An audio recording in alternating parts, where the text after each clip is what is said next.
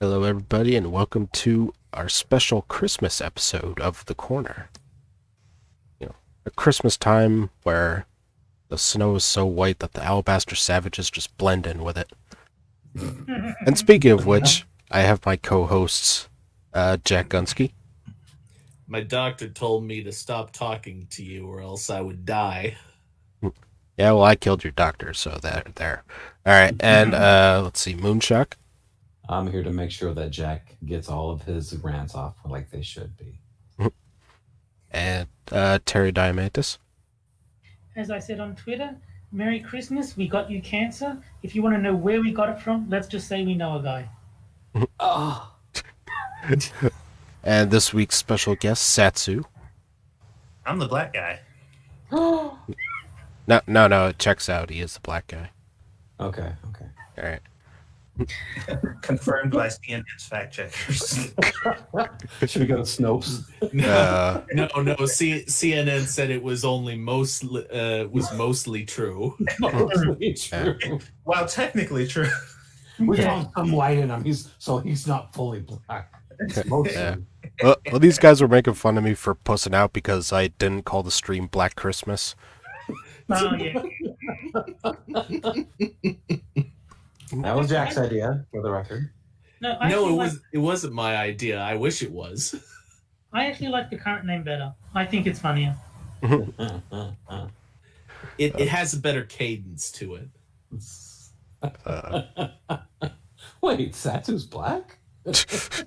Who knew? I haven't been said that in chat. Technically, Jack is too. Just look at his avatar. Oh. Yeah, An excellent point, Terry. he's the Sean White of our stream. I'm the Oreo cookie of the stream. There you Hold go. on. We need to address something before we get started here. Mhm. What's that? So you remember, I jokingly said that my secondary objective for coming here is to make sure that you've been keeping the corner clean. Yeah. Uh-oh. I Oh, popped shit. over to the stream to open the chat here, and what the fuck happened, bro? He Uh, moved us to the sewers. well, I had a hard drive die, so I kind of had to, design everything from scratch. He doesn't let us use the bathroom. I wouldn't want to. Look at this fucking place. I gave you a bucket. I would literally just piss on myself before I piss anywhere in here. Yeah, you don't want to whip your dick out in this place. You'll get some No. kind of fucking fungus or something. I'm so good. We get a bucket because if we pee directly in the sewer, we get a parasite. Yeah, that motherfucker swims up your stream at Mach speed. And speaking of parasites, let's move on to our first article. Nice segue. Well played. How to help your fat friends have happy holidays. Here's an idea. Leave them alone. Lots of thanks. Well, Best idea. Don't call them your fat friend. That's Let's just go to the source. Jack, how do we make you happy this Christmas? Oh. Well, I'm probably the fattest one here, so. Rachel Hope. We could probably run a race. Well, not run a race. Not the best turn of phrase, but It's, Jack is the default punching bag for all mockery. That's just how it ends up. Okay, I gotta find out what the hell this woman looks like. Rachel. okay. So this is a woman, so that I don't have to assume that it's a woman. Oh, I got it because that. Oh God. If that's her, then holy fucking moo. That's a right. All right. That's a reaction. Why are all fat acceptance people fat? Wouldn't you think that if this was a philosophically consistent idea, there would logically be some thin people who were fat acceptance activists? Whoa. That's Are you suggesting it's purely out of personal, benefit? Jack, I would never. that's because the skinny people were eaten by the fat people. Yeah, I just found a picture of her. That's like it's a larger version of the one you've got right there, where her name is. Yeah, she's a uggo. Also, call me crazy. I mean, I am obviously, but is it just me, or are all fat acceptance people? Not only are they fat, but they're all women. I've never seen a male fat acceptance activist. Mm, you know what? That's because it's not acceptable for men to be fat. Only women are powerful and brave and stunning for being fat. Oh wait, yeah, we did read an article where it said that what is it? Women of size are voicing their opinions about overweight men or some Yeah. shit like that, and I was just like, huh, that terminology though. Yeah. If you guys want to see a picture of this woman, I just put a link in the chat. You're gonna regret it though. Oh, dear. I'll pass. I'm just here for audio torture. Come on. All right. Click the link. Click the link. Fine, I'll look. Oh God, no! Oh Jesus Christ! Them stained teeth. She looked like she just farted and smelled it. Tee, that was me. Mm-hmm. That's the woman that we're going to be hearing about this article. She looks like the person she shares an office with thinks that she's hysterical. I can see. Accept me already. Accept me. So here we are again at the beginning of the season of sweets. Last week at work, we finally received. Sorry. Oh, God. My dog saw her. Dear God. Last week at work, we finally received the first of what will be several much anticipated boxes of chocolate sent by our consultants and vendors. Along with the boxes always come self-deprecating comments by coworkers as they dig in searching for their favorites. I really shouldn't. Ugh, more chocolates? What are they doing to us? There goes all my hard work. I sit at my desk and listen, and begin building the wall I have put up around myself every December. That's a pretty big fucking wall. Did Mexico pay for it? She has to expand it every summer. I'm experiencing the first twinges of the letdown of what feels like endless talks about diets and weight loss. Even when it's framed as being about health, it's all just a whole lot of buy-in to a really harmful diet culture. The holidays ramp up to their biggest moneymaker, New Year's, with all its resolutions, promises, and false hopes. For those of us living in fat bodies, it can be a particularly challenging time. Living in fat Living in Yeah. bodies. Like they're fucking mechs. Here's your choice of bodies. I'm gonna go with the ham planet over there on the right. Living in fat. It sounds like a fat person swallowed a skinny person. She's in the fucking fetal position in the small intestine, like writing this, right? Suddenly the oh, sorry. No, this just reminded me of Absolutely Fabulous, where Adina is saying, inside me is a thin woman just screaming to get out. The mother goes, only the one. Just reminds me of the Billy Joel song "Moving Out." Living in fat bodies. Yep. For those of us living in fat bodies, it could be a particularly challenging time mentally and emotionally. Hearing so many people talk non-stop about how my body isn't okay is demoralizing and frustrating, and it hurts. So how do you help the fat people you care about have a better holiday season? Buy them a new body. Get them a Mac. Yeah. All right. First one, don't shame yourself for enjoying food. Food has no moral value. After the year we've all had, we deserve to take comfort in tradition and nostalgia and the special things that make Christmas what it is. When you call certain foods bad or put yourself down for enjoying them, you're buying into a false binary of good and bad foods. There are Really? no... Yep, foods are non-binary, apparently. There's no such thing as good and bad foods, huh? Yep. Okay, ever had a hot dog? If you eat a tub of lard, it is the same as eating a sprig of broccoli. Yeah. There are no bad foods. It's much more complex than that.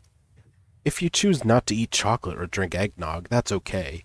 But if you love the ridiculousness of candy before 8 a.m. on Christmas morning, or peppermint mochas with extra whip or an extra roll at dinner, that's absolutely okay. It's literally just food. When you shame yourself for those things, you are also shaming anyone within earshot and removing the enjoyment for everyone. Yeah.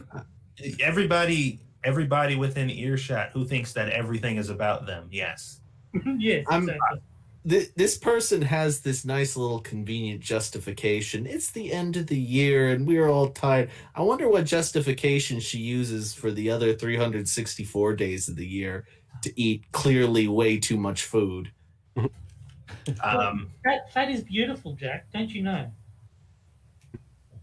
There's literally always an excuse to eat poorly. There's always an excuse to do all sorts of awful shit to yourself. There's always an excuse. So just stop making fucking excuses, you crazy bitch. Look, Creative thinking. I like it. Keep it motivated. Keep the brain active. I don't mind people like being happy and whatever decisions they're making for themselves. It's like if you do it for yourself and it ain't fucking with nobody else and you're happy about it, more power to you.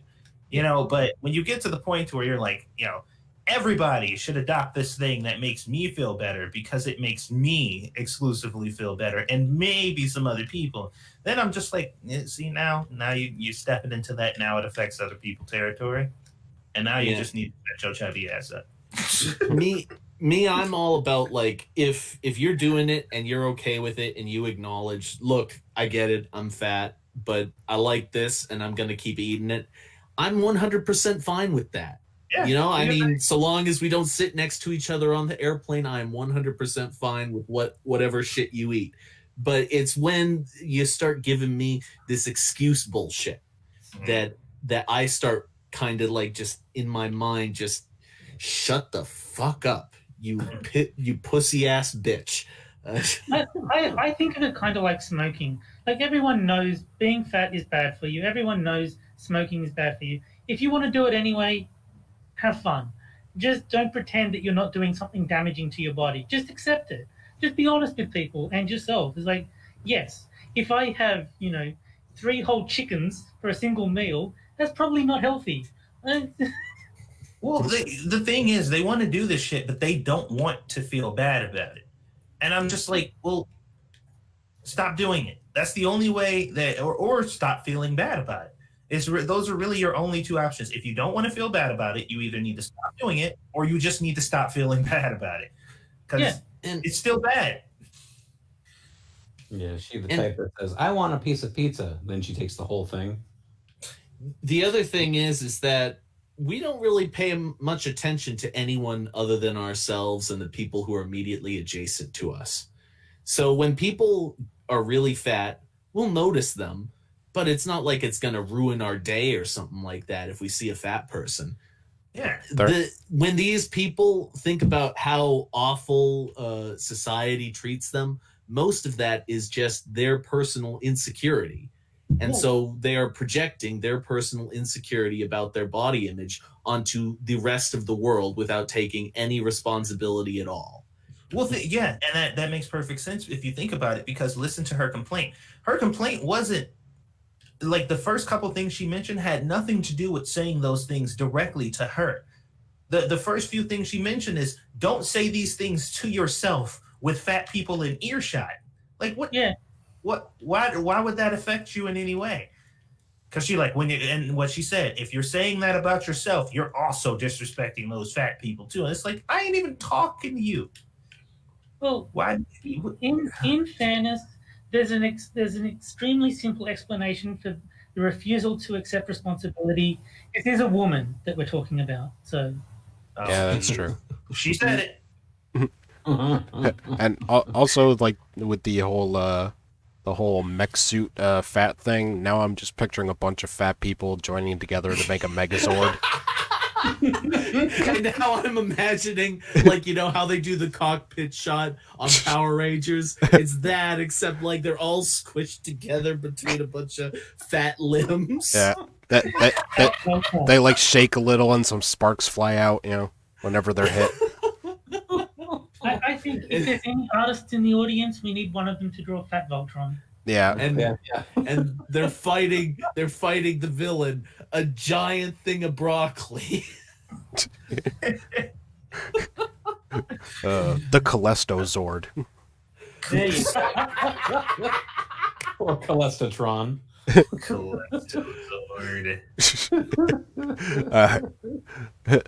Number 2, don't comment about anyone's plates. Whether it's at an in-person gathering with people in your quarantine bubble or a Zoom dinner party, resist the urge to make comments about how much or how little anyone has on their plate. What the fuck is a Zoom dinner party? You really gonna have a fucking line of monitors on either side of a table saying, "Hey, everybody, we're eating virtually." It is a Yay." thing that really sad people do. Yeah. And it's not even live, they're just recordings. Yeah. It's like, I love you, Mom. She didn't say it back. Oh, wait. Just fast forward it. There it is. I love you too, dear. Oh, you're right. No, I think the problem here is that it's not because of the pandemic. It's just because the rest of her family can't fit in the same room. Oh, Too mean. Sorry. There is no such thing as too mean on this show. Maybe they're not hungry. Maybe they haven't eaten all day. Maybe they've looked forward to mashed potatoes for a month. maybe you've eaten all the food instead of them. No matter what, you're definitely harshing their mellow. What? Yeah, okay? Harshing their You're harshing their mellow, I dude. didn't know people still said that. Holy shit. Enhance your calm, John Spartan. I don't know. Maybe she's using voice to text and she actually said marshmallow. I guess. Marching their mellows. Yep. Oh, gee. At best, you're attempting to make a joke that isn't actually funny. At worst, you're shaming someone for participating in what is supposed to be a fun celebration. Telling someone else they should or should not eat isn't your job, and it's unnecessary. Even if you It's not think... my job, but I enjoy it. It's a hobby. Yeah. Like, what if it's just fun? Yeah, I don't know about you, but fat jokes are fucking hilarious. Yeah. Even if you think you're helping, unless that person has hired you to be their nutritionist, you're not. Almost always these types of comments come with thinly veiled, unwelcome opinions about the size of someone else's body, which leads nicely right into the next big no-no. Don't comment on people's bodies. I'm gonna do that anyway. That's a stupid point. Hi, you're looking very fat this year. All right. You clearly gained some weight. Like, okay. There's something different. Are you a 7X now? Who did, like, I feel, I don't know. Maybe there are some people who are just straight up assholes who are just like, you know what? I'm tired of this job. I'm going to go call Karen fat. I can't help noticing it only took you 2 sticks of butter to fit through that doorway. I buy butter in bulk. Just like, hey, it's been wondering where my lunch has been going the past couple weeks. Now I know. Why does the doorway smell like Crisco? We're just being so cruel to this one woman. Like, who just extremely. Just because we know she can't take it at all. Is this the cubicle where the KFC is located? All right, that's enough making fun of Karen. She gonna cry. Commenting on people's bodies is a minefield of triggers for all kinds of reasons. Talk about weight gain and weight loss inevitably comes with a value judgment, implying that our weights and our worth are in inverse proportion to one another. When you say, "You look great, have you lost weight?" you've communicated that size is one of the first things you notice, and that a lower weight is more desirable. You've also, however, unintentionally implied that the person didn't look good before. For someone who is fat or has gained weight, hearing this can be devastating. Look, that's not necessarily false, but get over it. But Yeah. it works the other way around too. Like if someone is exceedingly thin, you might go, "Oh, nice, you put on some weight." Because if someone looked underweight and then now they look healthy, gaining weight isn't inherently a negative thing. It depends what you weighed to begin with. So it's not making a value judgment that lower weight is always preferable. It's saying for your fat ass, a lower weight is preferable. You know what this reminds me of? Did anyone here watch Modern Family back when it was on? A couple of times I didn't watch it. No. I hated that show. And one of the biggest problems with it was the one that won the Emmy, the fat gay one, was always just the biggest turd because he was supposed to be like sensitive about everything. And so whenever the ginger gay one did like this big gesture for the other person or even the most benign thing, the fat gay one would get way overly offended and then would draw this weird backwards conclusion from what they did. And it was just every fucking episode he'd just start bitching about the most inane bullshit. That's what this reminds me of. Is when you say, "Oh, you look great." "Oh, well, you're implying that I didn't look good before." Shut the fuck up. Answering "No, I haven't" puts a weird, strained stop to the conversation, and it's awkward. Well, Additionally, that's when you follow up with, "You probably should then." That's rude. even if someone has lost weight, you have no idea why. They could have been ill or have struggled with disordered eating. Making the assumption that any weight loss was intentional is flawed, and not welcome most of the time. They could have had AIDS. Yeah. It's also just not that interesting. There are about It's like, have you lost weight? Yeah, I have cancer. Oh, nice. Have How you long has that been going on? have you considered getting it again? Because you're still a bit chubby around the cheeks. Oh my god. There, Big voice. Hold it. Shut up. Okay, it'll turn off eventually. I fucking stepped on one of the Leah's toys. it'll turn off when the batteries run out. Oh my god. Something got a laugh from upstairs. There are about 2,000 things about myself and my life that are more fascinating than my body fat percentage or my exercise routine. Whoa, 2,000 pounds, you mean? All right, I think I'll just do the next one and finish with that. All right. Make a point to use non-weight-based compliments. Around the holidays, we find ourselves seeing folks we haven't seen in a while. It's natural to feel that oxytocin flowing and want to connect and say nice things about your friends and family. There are tons of compliments you can give that have nothing to do with the size and shape of someone's body. So what you're saying is, oh man, I want to give you a huge thanks. Can't say that. It's like, I want to give you a small thanks, a skinny thanks. Thank you. Okay. Honestly, though, you look at another person, you haven't seen them for a year, you don't know jack shit about what's going on in their life, and you want to remark on them in some way. How do you do it without commenting on their physical appearance? Well, not only that, like I've actually seen cases too, and this is why modern day activism is so fucking stupid. Is because they're way too broad with a lot of their stuff.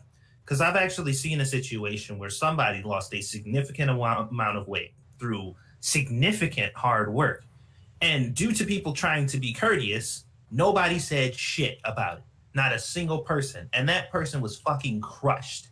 They were like, dude, like I worked really hard and nobody even mentioned it. Like nobody even like noticed it at all. And I'm just like, that's not going to be the same with everybody, but Yeah, I mean, it's You don't positive speak for reinforcement. You know. Yeah, and do you really need to have that validation from other people? I mean, you did it for yourself. You worked that hard for yourself. Who gives a fuck what other people think? And that was like the other part of it too. But the point that I was trying to make is that every situation is different. Not everybody's the same, and they always come up with these rules like this applies to literally everyone on the planet. And I'm like, no, it doesn't though. Right, no, it doesn't. That's the thing. That's the thing about good principles is that good principles apply across the board. But when you get these people who make up these bizarre, awful rules, they start creating all these little cutouts for why this thing is acceptable, but this thing is not. It doesn't have any broad application. It's very simple. The world is an extension of me. If I like it, it's good. If I don't like it, it's bad. You just all have to figure out what I like and live your lives accordingly. It's very simple. Yeah. Oh, and to answer your question, Jack, she's going to give examples of compliments you can use. Oh, here we good go. God. All right. It may take a tiny bit more effort, but it almost always leads to a more heartfelt connection and interesting conversation. Even if you have a superficial... I see what you did there. Huh? I said tiny. I see what you did there. Even if you have a superficial relationship with the person, you can compliment them without bringing up their body. Here are some examples. I love that scarf. The color looks gorgeous on you. Okay. Hold on. Let's play this game then. What if that scarf was the scarf her abusive husband forced her to wear that morning because he said he likes when she wears it when he beats her? All right. I haven't read all of them, but I'm going to assume that all of these only sound natural coming from a woman or gay man. So, Jack, you just got the freedom to go off on a mental. No, I'm gonna wait. I'm gonna hold out until we get to the real shit within the second or third article. I mean, I hear that. I love that scarf. It kind of looks so gorgeous on you, especially when you participate in autoerotic asphyxiation. It's a lovely shade of purple. I'm not angry. I just kind of got the shoe shopping reaction up in here.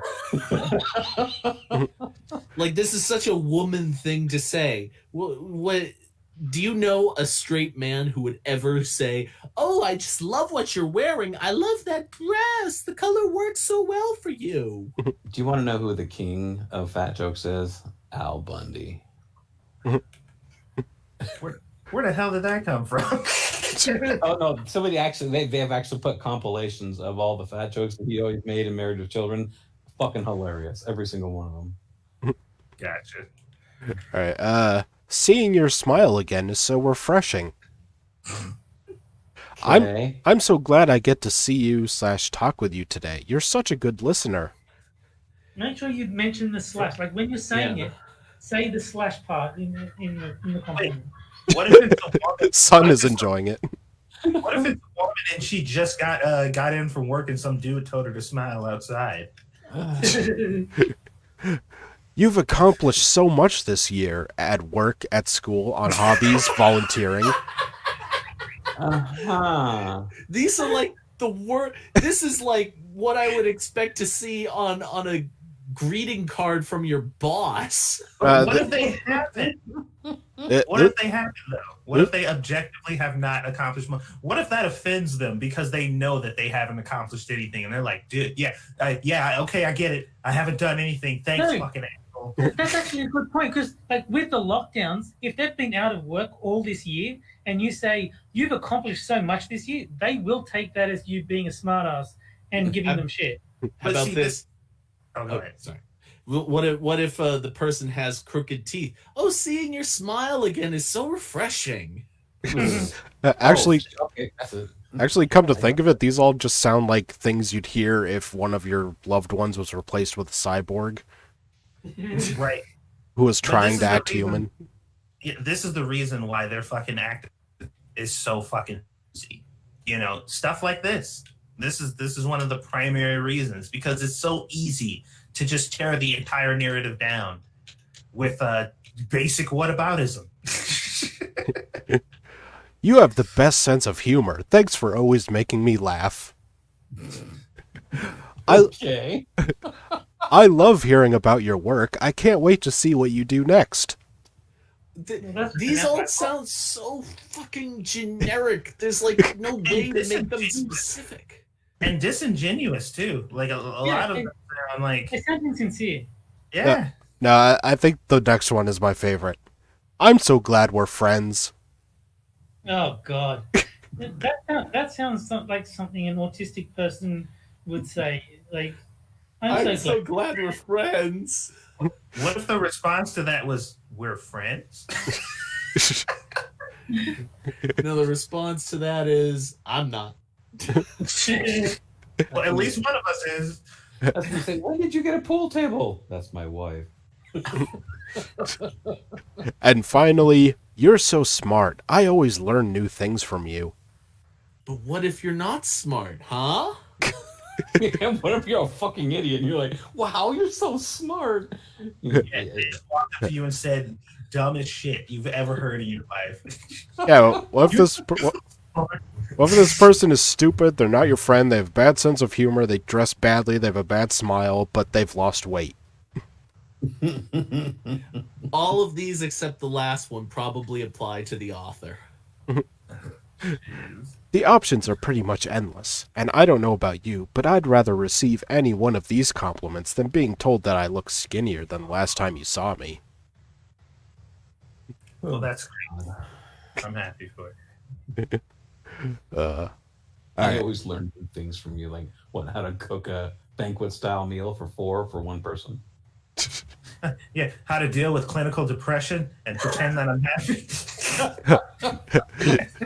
You've accomplished so much this year, at work, at school, on hobbies, volunteering.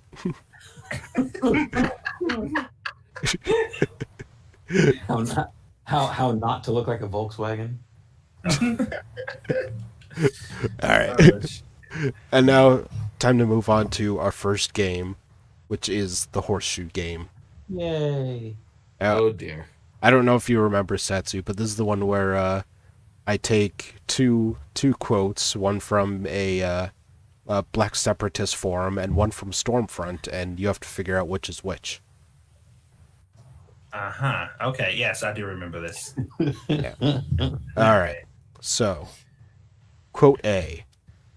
These assholes are covered with hair from top to bottom. If they'd let it grow the way it's supposed to grow, the true blank would come to the forefront. What? And quote B, blank people are not oppressed or discriminated against, but politicians know that if they say something enough times, blank people will believe it. Oh no, this is a tough one. Ugh. I say B is the Black Separatist. See, A kind of leads me towards Black Separatist because it sounds like kind of like the Afro thing, like, oh, you shouldn't be messing with the Afro hair and trying to make it look different kind of thing.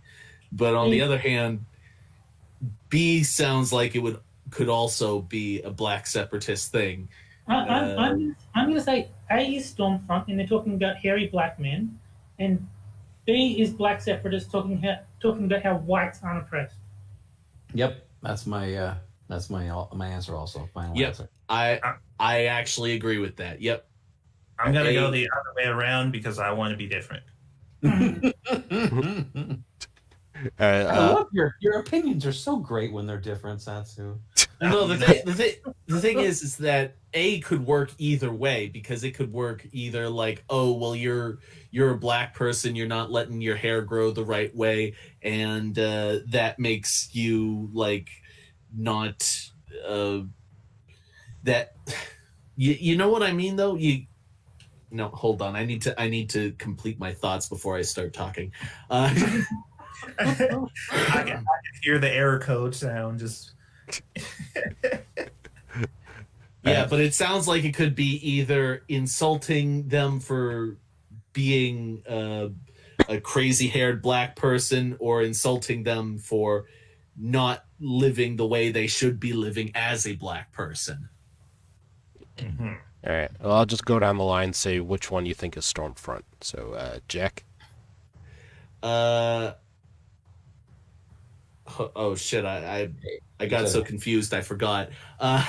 You said A. I'm gonna say A is Stormfront. Moon, I agree. A is Stormfront. Terry, Yeah, A is Stormfront. Satsu. B, because fuck conformity. You're right. I'm so glad we're friends. I don't believe you. We learned so much good stuff from you tonight. And I the just love your smile.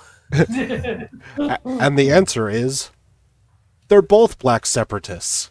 Oh, damn it. Really? Okay, I need to. Well, all right. And I the knew they both sounded like black separatist stuff. and the uncensored versions, A, these thanks, son.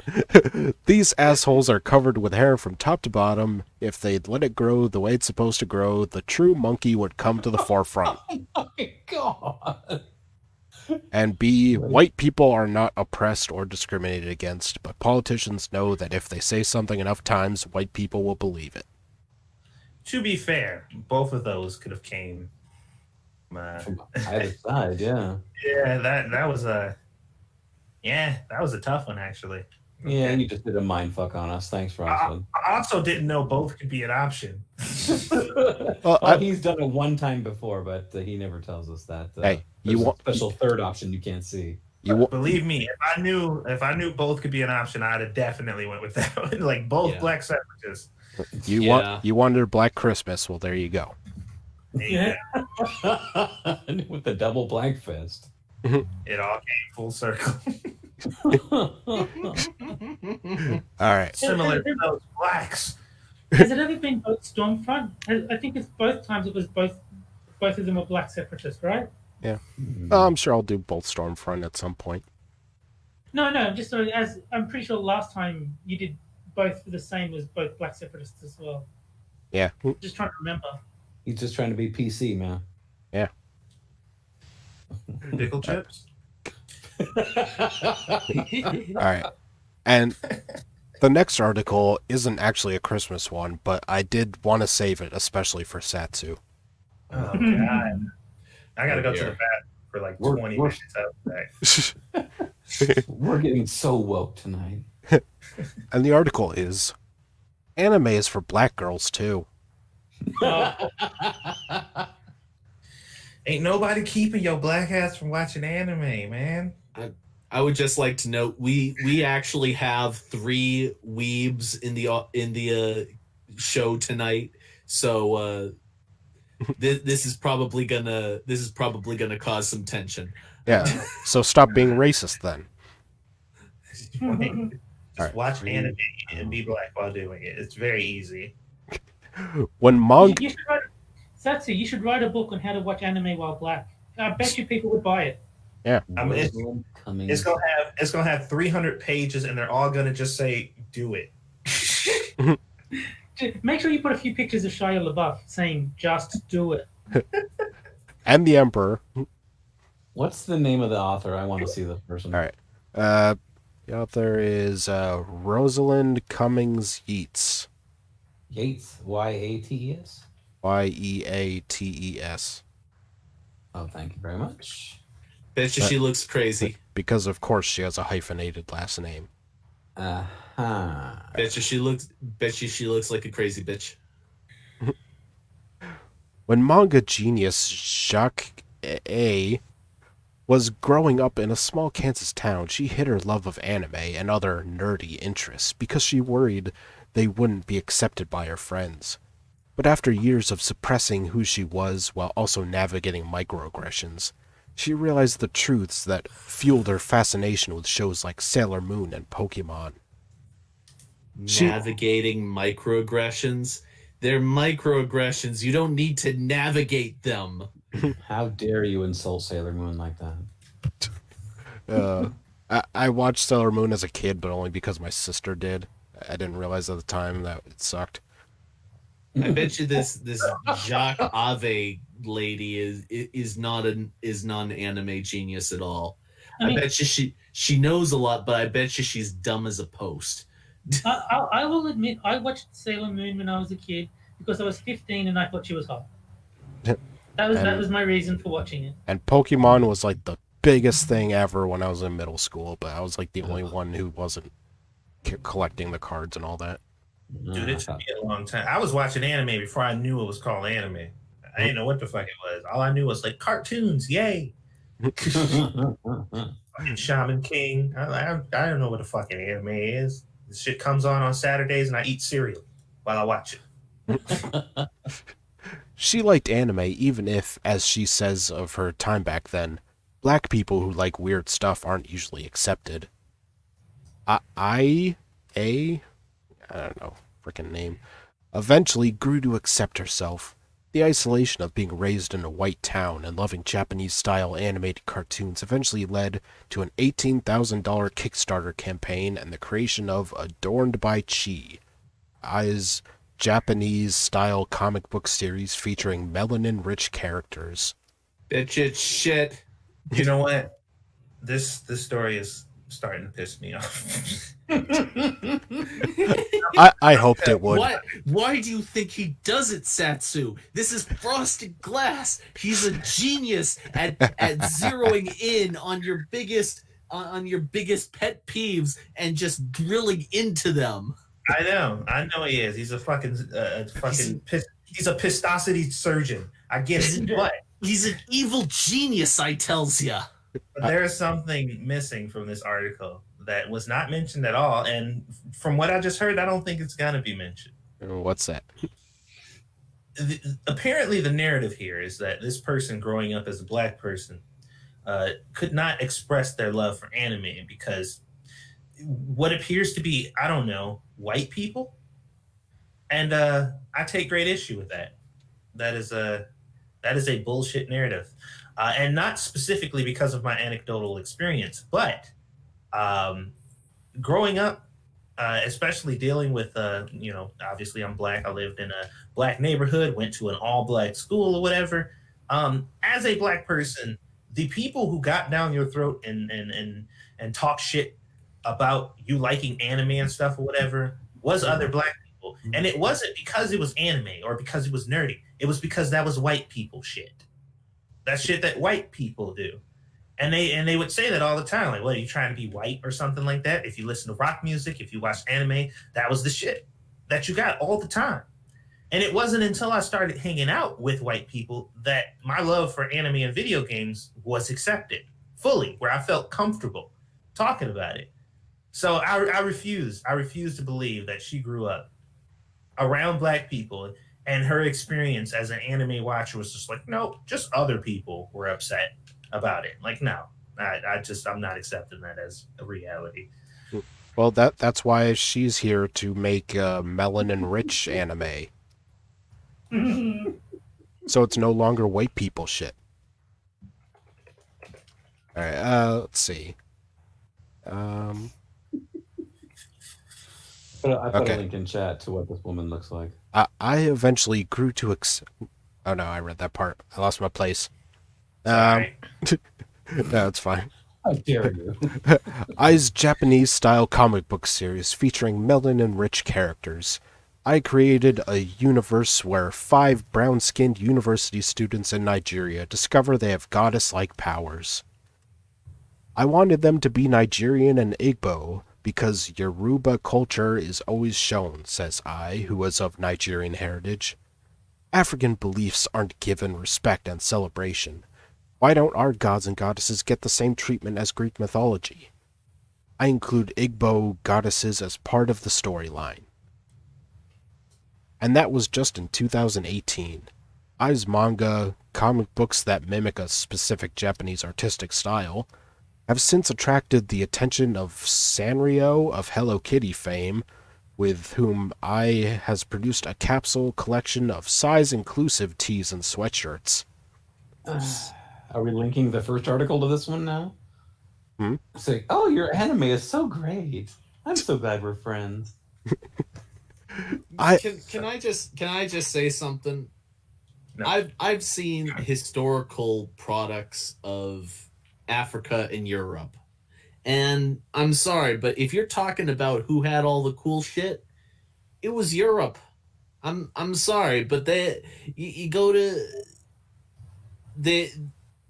you know what I mean? Like they had the Greek pantheon and all the crazy artist shit, and you go to Africa, and there's some stuff, there's some clay pots, and Well, Pyramids.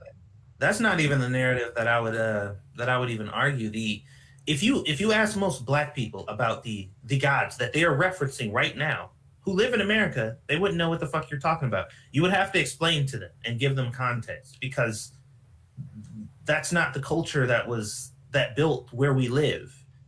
Like, but if you go over to Africa, I'm almost certain if you go over to Africa and ask an African about that, I'm sure they'd be able to tell you all about it. And probably most of them wouldn't be able to either. And honestly, I'm not saying that African mythologies don't have lots of interest behind them. I'm just saying that in terms of producing the artistic shit, one kind of has an advantage. I'm sorry, it's true. That is just your Eurocentric sensibilities being projected onto the artistic world. If you had a more diverse appreciation of the contributions of melanin enhanced people, you would understand that the Africans are actually far superior. Of course, a white man will say that. And for all we know, in like Nigeria, they have all kinds of media about their mythological figures. Right. I suspect they do. Yeah. I don't know. It's just weird. It's almost like complaining about the overabundance of Japanese anime in Japan. Yeah. Right. Like, why was this nation that was stolen by white people all about whites? It's like, I don't know. You tell me.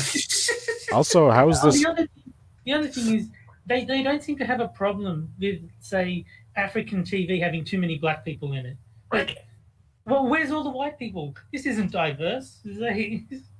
Yeah, it's never consistent. It's always bullshit. Also, how is this not cultural appropriation? Doing Japanese style comics?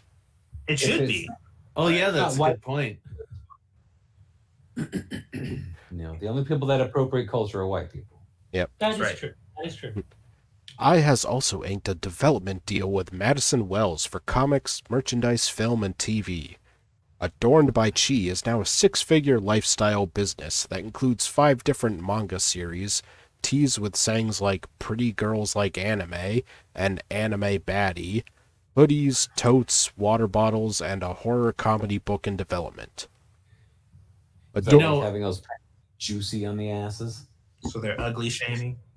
If you were to go down the whole cultural appropriation route, this would be like the most prime example of it, wouldn't it? I mean, this person is literally profiting off of using another cultural thing and making tons and tons of merchandise surrounding it. Yeah. That's How much money are they giving to these people? it's just If such a thing as Japanese shame actually existed, you'd see them all sort of like, oh, that's cultural appropriation. But you want to know why they don't? Because they don't care. I don't know, man. Japanese feminists and social justice warriors, they exist. I mean, the Japanese but the Japanese how many feel of them? the Japanese feel shame, but when they do, they commit seppuku. So If it's drawn by homosexuals, is it called anagay?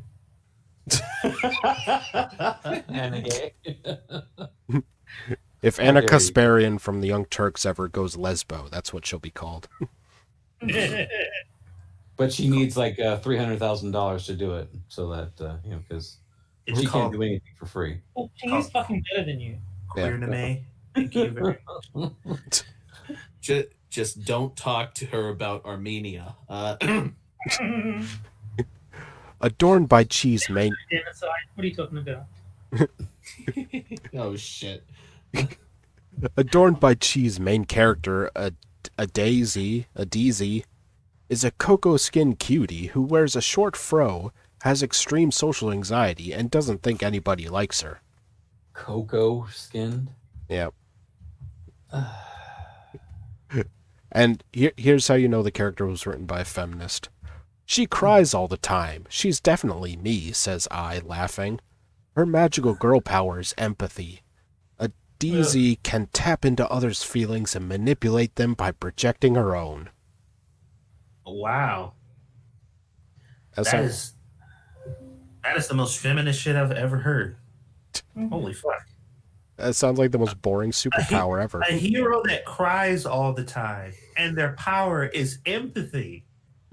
and they can like control your feelings by projecting their own feelings, which is empathy, I guess. That's like that's poor bastard from South America in fucking Captain Planet. I got the heart ring. The fuck is that gonna do?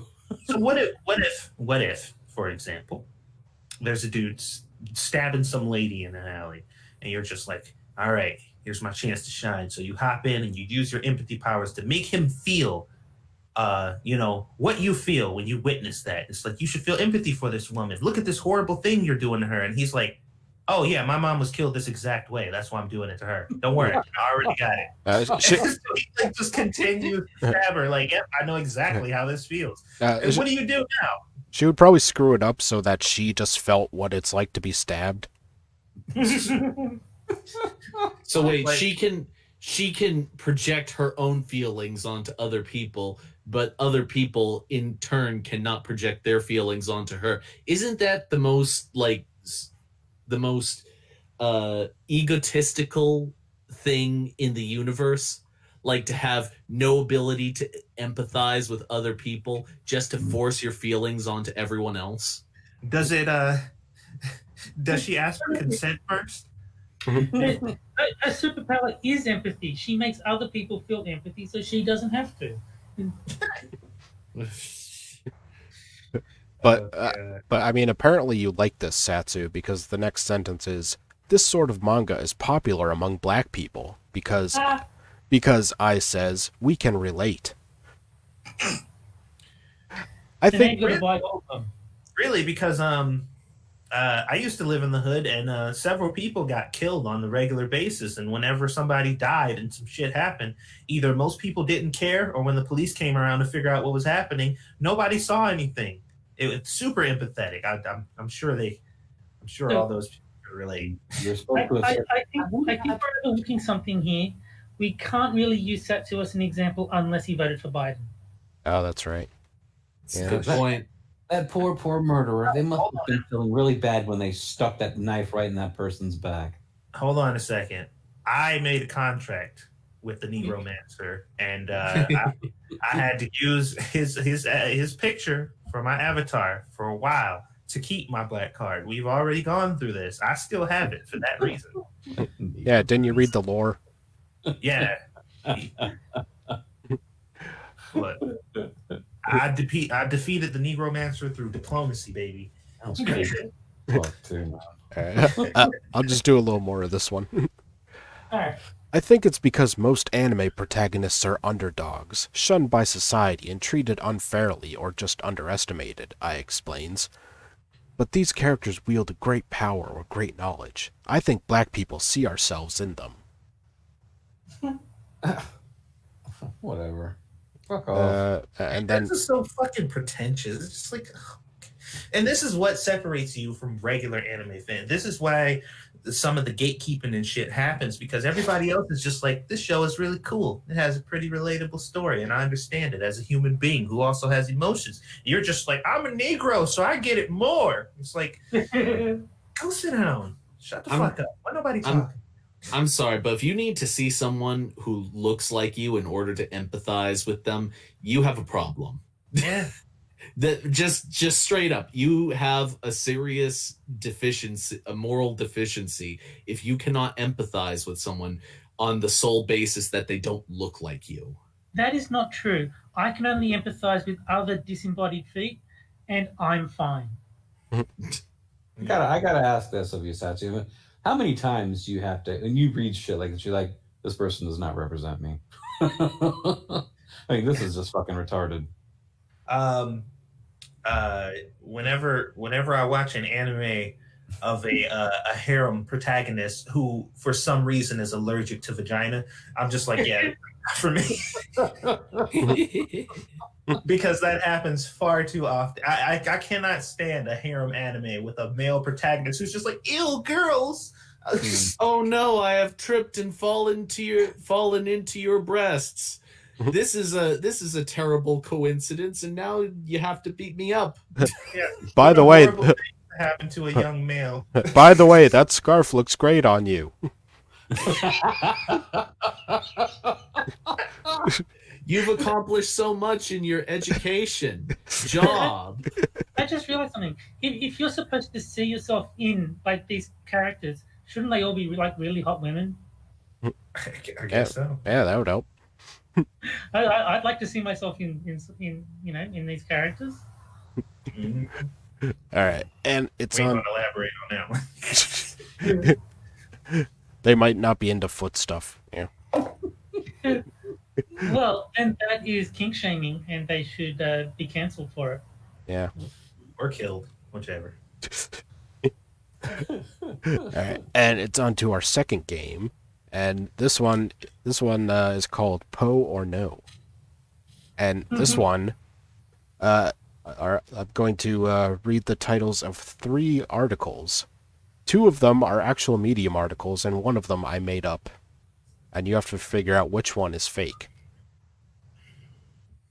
God damn it. dear. All right. Article A. In the year of hashtag Black Lives Matter, more inclusive holiday movies should be a no-brainer. Article B. Questions not to ask if a loved one comes out as trans over the holidays. And C. Winter holidays hurt LGBTQ people. You can help. God, I have no fucking clue. God damn it. I'm going to say Frosted made up C. Winter holidays hurt LGBT. Like they all sound like they could be real, but It kind of has a little bit of a jokey cadence to it, like, oh, this hurts these people, and you can help them hurt people. no, I don't know. It just my spidey sense is saying C. So I'm gonna go with A. I'm gonna. Oh, sorry. Can you read B again, real quick? Questions not to ask if a loved one comes out as trans over the holidays. Not is in parentheses. yeah, I'm gonna go with B just to make things interesting. So B different. yeah. So Moon, you say A. Terry, you say C. I say B. what's Satsu say? I'm like feeling B. Be different. is the one that's made up because the other two just gotta. There's a feeling that I get whenever I read Medium articles, and I'm getting it from the first 2 and not the third. So Yeah, that's what it was for me. C just didn't feel right. yeah, let's go with. I'm gonna say I think it's probably C, but I'm gonna say B just because I want to get that nice even spread in there and to sate my obsessive compulsiveness. Fair enough. All right. And the answer is A is made up.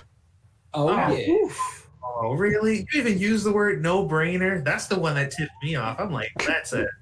definitely a fucking Medium article term. I went through several drafts of that one, and I was pretty proud how it turned out.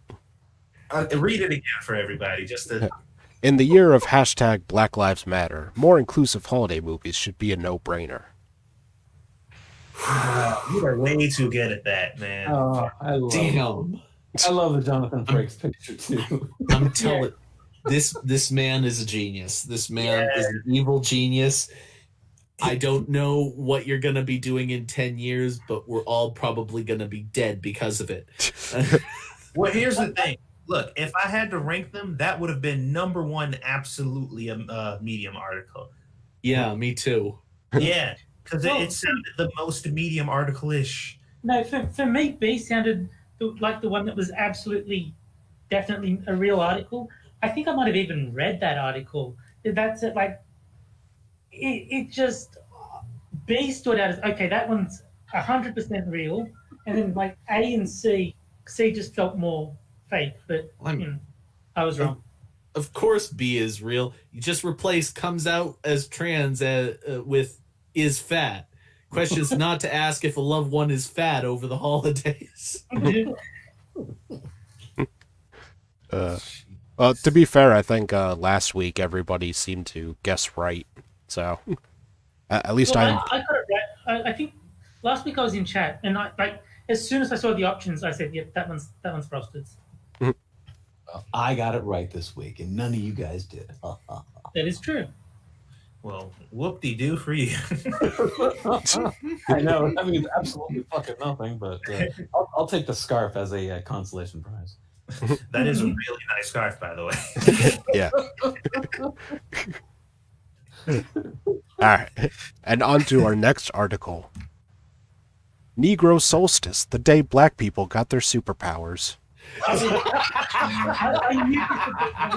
I knew Yes. that you used. I'm excited. Yes, bring it on. Every day in February. It's, By I just shared what my comment on Twitter was. Do you think any of them got the superpower to find the cigarettes that they went out for 30 years ago? What? Oh. What happens when black Israelites meet doomsdayers that give you a specific day when the world's gonna end? and I like how in the image here they didn't even do a decent Photoshop job. Like you could see the That's really bad. yeah, you could see the actual Hey, letters. underneath it. Like all you had to do was cut out like the little eclipse thing. But But yeah, like you can see the letters of the word heroes. They're just being like faded slightly. yesterday, December 21st, 2020, marked an important day in the celestial calendar. Yes, it was the first great conjunction in 800 years, but more importantly, it is the day that people of African descent received their superhero powers and abilities. On this Well, What? We Watches. need to ask Satsu what was yours. Yep. The power to not tell you about it. Can I just say, watch as these superpowers suddenly turn into metaphorical superpowers. Yeah, there's gonna be some fucketry in here. I don't know what powers I gain, but I'm sure when I find out, I'll be upset with it. Well, I mean, it might just be empathy, so. Unfortunately, Satsu is quirkless. Wait, Satsu, did you get a new scarf? Uh, Power. I haven't opened it yet. I'll let you know if Okay. I think we figured out the superpower. Yeah. Well, you'll see. If I announce that I'm getting a divorce right after Christmas, you'll know I got a scarf.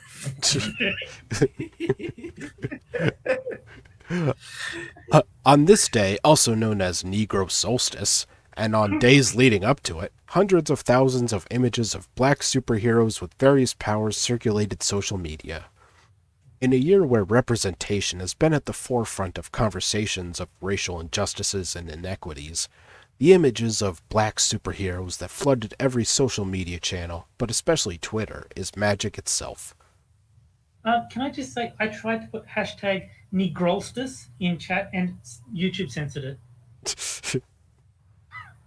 Well, I mean, there are some others you could try, but yeah, odds are those wouldn't work either. Yeah, the YouTube is very censorious. It's a pain in the ass. Yeah. In a year that has been void of joy, where black people have collectively experienced the emotional and mental exhaustion that comes from arguing your existence and value of your life, the birth of the Negro Solstice and our acquired superpowers brought light to the darkness. Joy in a time of misery. As black people, our joy is our superpower. Negro Solstice was something that was ours for the day. It couldn't be infiltrated, gentrified, and repurposed for mass consumption. Other onlookers, curious to what was going on, inquired only to be met with Hotep memes and additional responses that they were asking about a topic that was, in a sense, black folks' business. But see, that's the shit right there. That right there, because you're just enjoying a thing, right?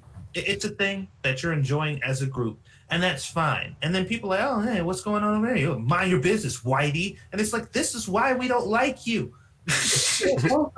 Also, I think it was Jack who said, how long until like the superpower is metaphorical? Joy is our superpower. So Jack was right. Yeah. Uh, Because it's like these people were saying that black people were literally going to get superpowers, like as in not a joke. And then it happens, and then, oh yes, black people have superpowers now. We were recognized Well- by Twitter. well, the next sentence in the article, or they criticized it as a running joke, as described in Twitter's trending topics as a way to revise our reality. They'd find out when the day came, and it came, and Black Twitter showed out. In unison, Negro Solstice was the day black people told the world and showed the world that black people are all superheroes, believe it or not. Yes, yes. Give me a fucking trophy. Black people are all superheroes. Huh? Yes, they are the Ubermensch, if you will. A superior race. I would love to rewrite this article with the word white and replace all the whites with white with black, and just see how well it's received. Yeah, that's a good There was a idea. Twitter account that did that. They took all the progressive tweets, race swapped them, and then the account got banned within like 3 days. Yeah, Well, yes, that's because black people are victims of systemic oppression. Yes. That's a good idea. For the rest of the article, I'm switching black and white. Oh no. oh boy, this shit is about to get shut down. Hope you enjoyed Frosted, I love being on your show. I'm so sorry to see it go so soon. we're like the fiddlers as the Titanic is going down. Yeah, Your channel can be YouTube's present to you, Frosted. You All look right. to drown by. Okay. It didn't matter what your power was or what you were going to do with them, to use for good or evil. To illustrate, various white time travelers insisted on using their power to right the wrongs of the past. Oh, Me travel, and this shows some tweets. Me traveling back to the 50s to spit in the blacks only water fountain. Hashtag Negro Solstice. Me on way to resurrect Malcolm X with my powers so he can finish what he started.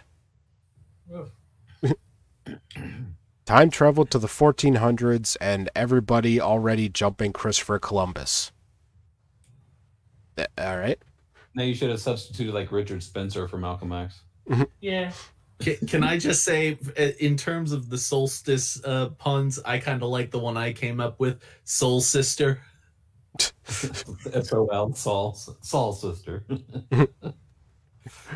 The real power was in the conversation, the representation, and the portrayal of white joy, white magic, and the cultural influence of the white community. You racist motherfucker. Cracker solstice. Cracker Solstice was a celebration of our ancestors and their superhero abilities to overcome the cruelty of Being mugged on the street. of being mugged on the street and the discrimination of the current era. Through it all, they still thrived in the best way they knew how. Alright.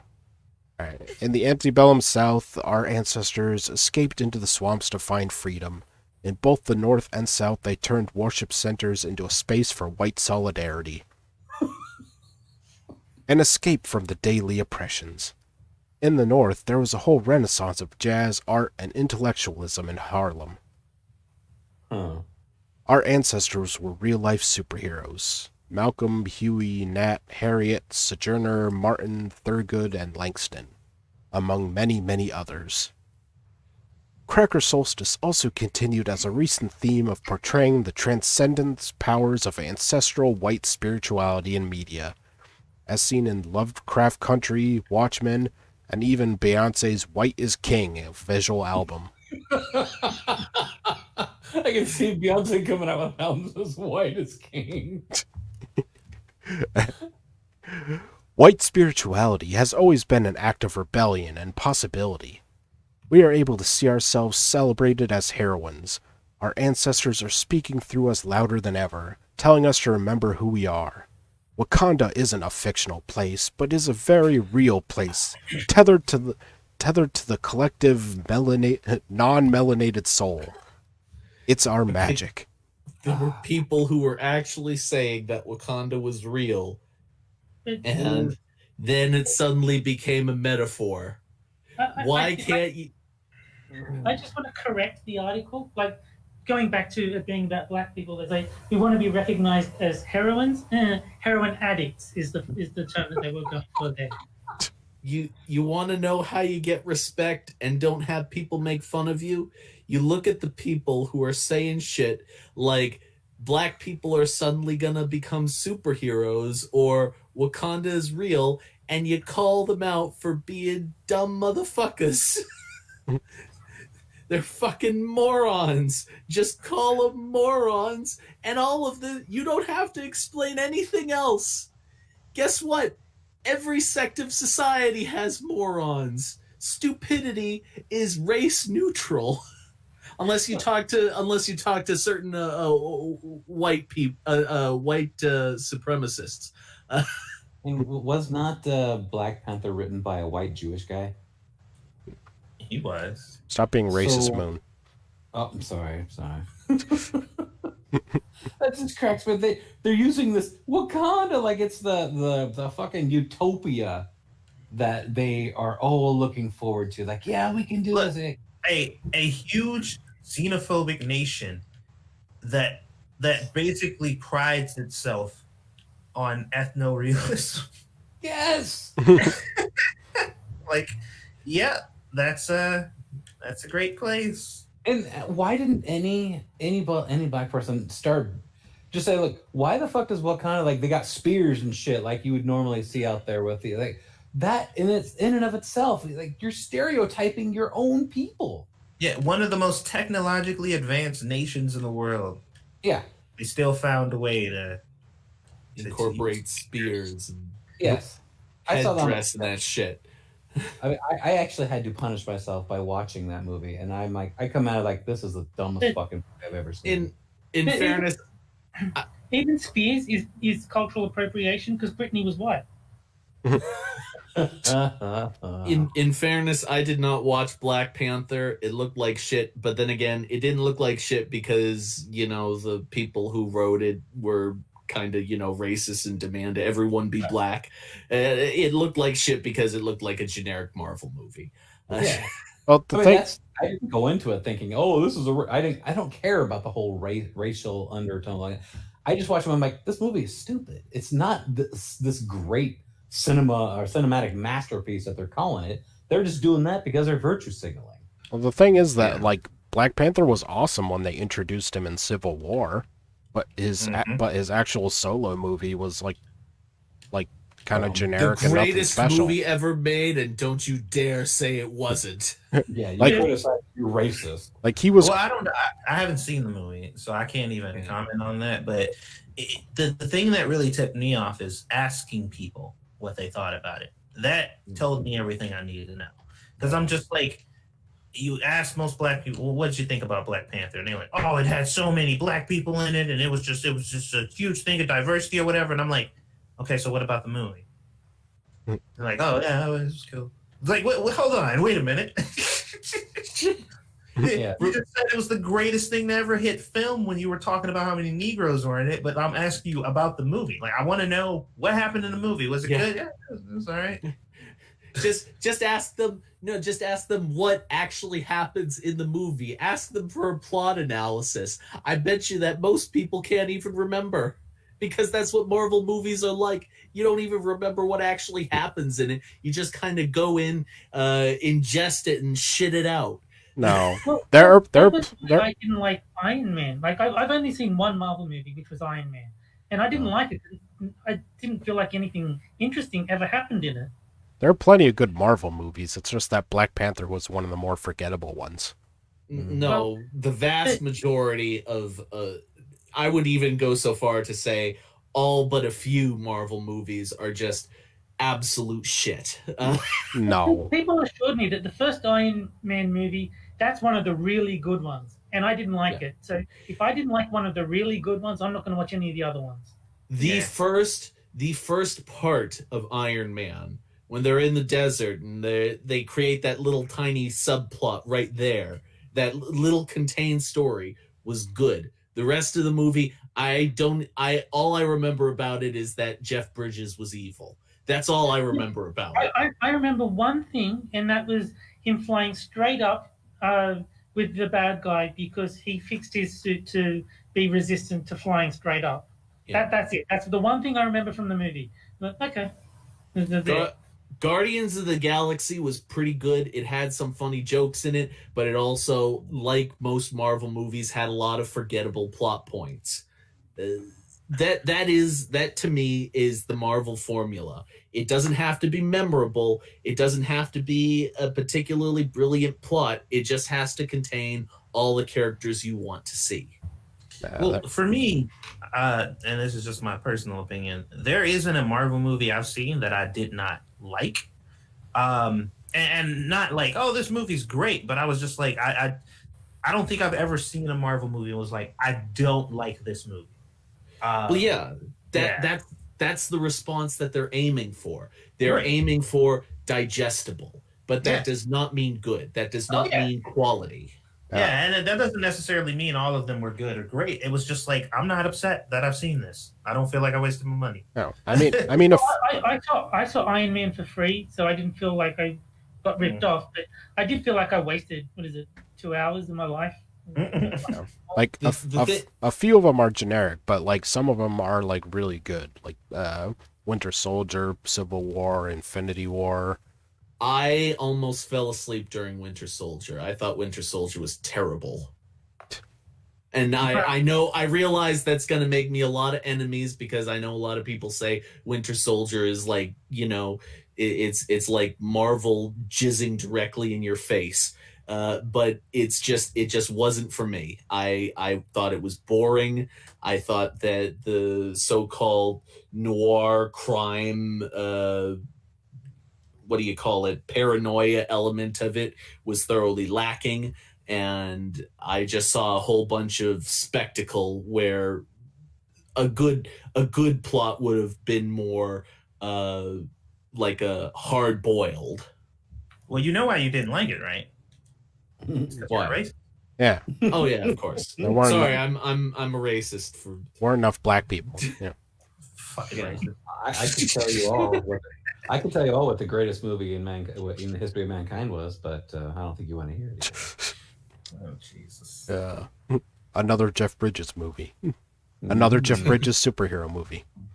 It's not. It All right. kind of is. It is not a superhero movie. All right, this one's almost done. During the morning of Cracker Solstice, I asked my mom if she received her powers yet, and she responded that she's still waiting. In reality, we already had superpowers. The power to survive injustice, brutality, racism, underfunded schools, wealth gaps, wage inequality, and a political system that's stacked against you. Worst superpower ever. White people are the superpower. The magic. Can I just say, I just put #white power into chat. YouTube wouldn't let me say that either. I know I didn't see it at all. Oh. The magic has always been ours and can never be taken away. Cracker Solstice was our magic on display. I don't understand how any of these people want to be taken. Like if you hand me something to that as your resume for me to take you seriously, then you're not, like, it's not happening for you, man. I'm sorry, you've been denied. I just cannot take a person seriously who wrote this genuinely and meant it. It's just a racist guy who likes to play pretend. That's essentially the whole article. And that ghetto ass. I can't believe they could not take out the H and the E before they put in the NEG. I know. That looks so stupid. Well, hold on a second. I want to see it against the actual, because maybe that's actually what the title looks like. Because I didn't watch Heroes, I don't know about the rest of you. Those letters on the left are thicker, they're taller, and they're Yes, much but did the brighter. original title do that too? That's my question. Well, I mean, you can Yes. see on the right the E and the S look normal Mm. because that didn't have to be changed. Because I mean, like even if the font or whatever isn't exactly right, it's a black screen in the background. All you have to do is brush over the HER with a black paintbrush. I'm looking at some television posters, and yeah, no, they botched that. they just flat out botched it. All right. So now it's time for our final game, which is for the chat and the chat alone. Yeah, that's right, chat. Say Don't something be in chat, tuning Jack. up your what? Say something in chat. Oh, wait, I can see it. I'm gonna have to time you out. And that is the caption contest, where I'll show a photo of a political figure, event, or something like that, and you in the chat have to come up with a caption for it, and whichever one we think is the funniest, I'll tweet out after the show and tag you in it. As long as it's not from Jack Gunsky. Yep. If you'll read the fine print, you'll see. No Jack Gunskys allowed, everyone. Let's see. And there's our photo. There's the asterisk. And our photo is. Oh my god. And it is. It's still loading on my screen because I'm further away. Dr. Dementia getting his vaccination. Oh, okay, I saw it. Yeah, I can see it now. You know damn well there's nothing in that needle, right? They're not going to give him that vaccine. I don't know about that one, but the one with the doctor is absolutely 100% without a doubt fake as fuck. The plunger was all the way down, and they just kind of barely tapped it with their thumb just to make it look like they did something. It's like he forgot that there was like nothing to put in there because he was just like, my doctor's instincts are telling me to press that. Oh wait, there's nothing in here. Yeah. You're a doctor? You ain't black. Isn't she? She looks black to me. No, it's like if you don't vote Democrat, you ain't black. I think that's along that line. Yeah, you're a doctor, you ain't black. This means I can go down to one mask, right? Stop me from seeing corn pop. I like how he genuinely thought that was a good thing to say to Charlemagne. I'm just like, why would you even? What? Why? to all the people, all the people in the world, you could have said that too. You gonna say it to the most black powerist radio host you could possibly find. He does have two masks on in that picture, doesn't he? What a stupid fuck. Whatever. I kind of like the idea that Corn Pop is like his imaginary friend that he sees because he's like schizo. I actually read an article about who the real Corn Pop was. Apparently, there was a real person by the nickname of Corn Pop. So Yeah. I thought that was pretty cool. Yeah, well, what I find funny is that arm that's a hairy fucking arm that doesn't match the hair on his head. So like, is that a photoshopped arm in there? Yeah. Well, I mean, we all heard about his, leg hairs, so, That is true. That is very. No one cared who I was till they put on the mask. all those kids can vouch that he's that hairy. Oh yeah, because they like his legs and Yeah, they they used like to rub my leg hair in the pool and it was all wet and yeah, you're an idiot. and then they were like, why did they get Warren in here? Isn't that a Bane quote? Yeah, No one cared who I was till I put on the mask. Shouldn't my wife be doing this? After all, she is a doctor. You merely adopted the darkness. The she's a doctor thing would have been better if it was a picture of Ben Shapiro. I think he's more famous for my wife's a doctor. And have you noticed that every news agency doesn't hesitate to say Dr. Jill Biden every fucking time they mention her ass? Yeah.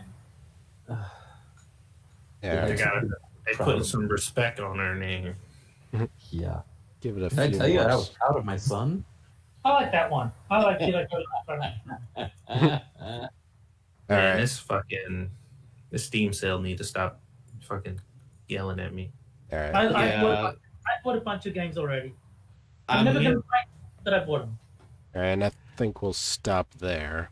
All right, so out of the captions, which ones do you guys like the best?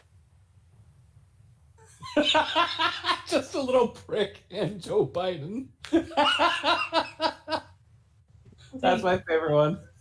I think that one would be better if it was just a little prick and an injection, like because that way it suggests that Biden is the prick. Like, way Sunburst has said it doesn't as well. Oh my god. I get my pudding now. I like that one. I like Suns. I have to agree. I mean, yes, I know I'm a little bit biased on that one, but oh, that's good. Let's see. I think I like the is this gonna stop me from seeing corn pop? I mean, not that it matters, but my vote would probably go. I think where was it? I saw it. Did I tell you I was proud of my son? I thought that was good. Okay. Satsu, did you vote? I'm still looking at him. I think I like the shouldn't my wife be doing this one. And his vote counts as double, you know. Oh yeah, yeah. That fucking article. Yeah, black people's vote should count twice because they're completely worthless in America. By the way, Biden literally won because of the black vote. And I'm just like, do you even fucking like have you visited your own logic one time and just was like, hey, what's going on? Oh wait, this isn't right.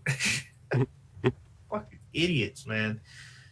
Yeah. So the Sun won, I suppose. Sounds like it. Yeah. With 2 votes, she doesn't have a Twitter though. No. Well, I'll credit her anyway. I just won't be able to tag her. Right. Just call her Mrs. Nighthaven. That'll do. Come here, you. All right, I'll just copy that down. Dr. Keeve. I just realized that's Yeah, well, keep her damn change. Oh, we got a raid. Tanya Bon Sacco. I don't know where from. Maybe he just saw a cockroach and he's just shouting about like how he's going to kill it. Or he wants to tell us about Raid Shadow Legends. Oh God. Sunburst is being modest, and she's saying, "Pick another person." Well, no, she won. No. Yep, sorry. You're being denied, darling. Sorry. Denied. Sit down. It's too late. You've already won. I love that line. Just the way he says it. Denied. Sit down. Sit down. That shit was so funny, man, dude. Look, I know how some people feel about the Nostalgia Critic and you know that fucking weirdo, but that After Earth episode is one of the funniest fucking things I've ever seen in my life. Dude, I was laughing so hard. That one and the Avatar: The Last Airbender one. I haven't seen the Nostalgia Critic one, but I've seen the Your Movie Sucks one. You should watch the Nostalgia Critic After Earth episode. I like Doug in his old stuff. Everything before demo reel, and then once demo reel happened and failed, he just wanted to do demo reel, so he just kept making it and started calling it Nostalgia Critic instead, and then that's when he went off the rails for me. Hold on. Sunburst is attributed. Which quote is Sunburst attributing to me? The winner one. Just a little prick and Joe Biden. No, that one's hers. I actually gave her the first one, the Bane quote. You fucking cheater. Hey, I have to get my quote in somehow. Yeah. As long as the one Jack Gunsky picked, said doesn't win, who cares? No, Keeve, that shit was so funny when he was making fun of the Earthbenders or whatever. because it took like 6 motherfuckers to shoot one boulder, and when they were doing a little dance, it was like, I'm a little teapot, short and stout. Man, that shit killed me. I was on the floor, man, because it was so ridiculous. I don't know if you guys I mean, I don't know if you tortured yourself and saw the last Airbender movie. No. I haven't seen it, but I've seen reviews. Good lord, that shit was so bad. Like, the firebenders needed fire around for them to firebend. They literally couldn't unless there was a flame nearby. It was so weird. I never watched the actual show, so Yeah, and the fucking earthbenders, they had to do like a 16-minute set in order to fucking move the earth. But you want And to it took like 5 of them. you want to know who does like that show and the movie? Riley Dennis. Oh, I love the show. I just don't like the movie. Yeah. See, everyone knows the best bender is from Futurama. Oh, fuck. The last Airbender was good. The follow-up series, what was it? The Legend of Korra. I didn't see Korra, that. yeah. I didn't watch that. Don't bother. There were good elements to it, but I felt that they kind of like. I mean, like the Boss Sing Say plot line. There's a plot line in it that involves like a really crazy what do you call it, communist state kind of thing. Yeah. And that kind of has some interesting cultural implications that's referenced today, but other than that, nah. all right. And it's time for our final article. Woohoo! This is not Here our, we go. this is not our first holiday season away from our families. Immigrants have long felt the pain of being separated from loved ones. Oh, fuck off. Then go home. Stay with your family. If you guess what, you know what having those sorts of pains means. It means that you left a place to go to another place, and guess what, you don't have to be an immigrant to feel that way. You just have to. I think they forgot the word illegal. Well, no, of course they're talking about illegal immigrants, but I'm going to wait until they directly make that conflation for me to go off on one about how these people are fucking morons and can't be honest about this one fucking topic once in their goddamn fucking lives. Mm-hmm. T-minus 10 seconds to check Gunsky meltdown. You ain't gonna make it to this article, bro. It ain't happening. It's coming, folks. The first conscious, whole memories I have of meeting my extended family are right around my 16th birthday, at my grandmother's funeral. Rather than celebrating the typical American Sweet 16, I was flown to India for the first time in over 10 years to mourn someone I had barely known in a country I hardly recognized. Yet it was something to be grateful for, finally really meeting the aunts, uncles, and grandparents who had raised me, nurtured me, and held me as a child before my family moved to the United States 20 years ago. I would just like to point out that this person feels no connection to these people in this other country, and yet we are expected to believe that every single thing a black person has done in history is somehow totally vital context to how black people live today in America. In other words, slavery impacts black people today. However, this person who is a first generation immigrant has virtually no connection to the place she came from. Well, the vehicle that drives modern activism is a DeLorean. And I mean, there's no Indian solstice, so she doesn't have superpowers. It should come as no surprise, then, that most of our holidays were also spent without this extended family.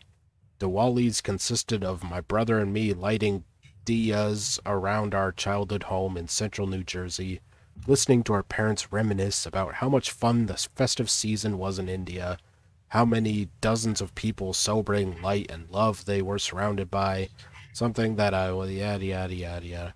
All right. Let it be known, this isn't another dreary, desi, diasporic ode to my mother's chai, or kai, or something. Ra- Chai.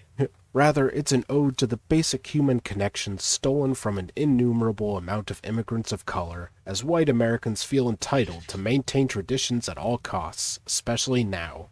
Oh, shut the fuck up. You're in America. Be an American. It's not about white or color. It's about just being a fucking American. We have a culture. Adopt it. I wonder how Africans handle their cultural stuff over there. I wonder if they insist on, keeping it about Africans. Wouldn't that be weird and racist and stupid? That would be, yes. Yeah. I wonder if Japanese and Chinese and Korean people keep the culture consistent with the people that live there. I wonder, because that would really be racist and fucking ridiculous and stupid. I think every country should just open its borders and just let anyone just stroll in and take all the country's money. That's just the only non-racist thing to do. Satsu, this is just one of those little cutouts that only ever applies to white people. You cannot be racist towards white people. White people are not allowed to have a culture. They have based these entire arguments just except it applies to everyone, literally everyone in the world, except if your skin is this arbitrary color or if you have European ancestry.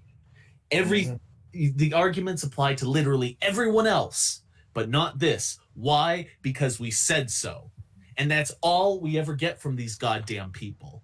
Why? Because of my circular reasoning. No, because white people are evil. White people are evil. There's a history of white people having been evil. Guess what? There are evil people in every race. Would you believe that there are evil people in every race? Would you believe that there are?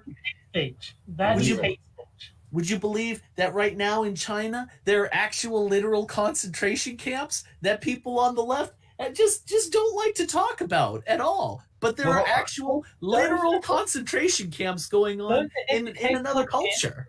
Those are white people's fault. Camps so that we can learn how to concentrate. Yes, and how about the slave trade that's still going on in the Middle East?